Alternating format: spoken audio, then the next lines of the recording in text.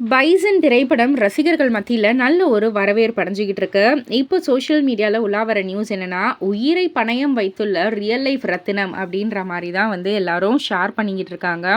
அதாவது கபடிய மையமா வைத்து எடுக்கப்பட்ட பைசன் படத்துல அர்ஜுனா விருது வென்ற முன்னாள் கபடி அணியின் கேப்டன் ராஜரத்தினம் கதாபாத்திரத்தில் நடித்த பிரபஞ்சன் ஒரு உண்மையான கபடி வீரர் தான். சேலத்தை சேர்ந்த இவர் தமிழ் தலைவாஸ் கபடி அணியின் முக்கிய வீரர் ஆவார்.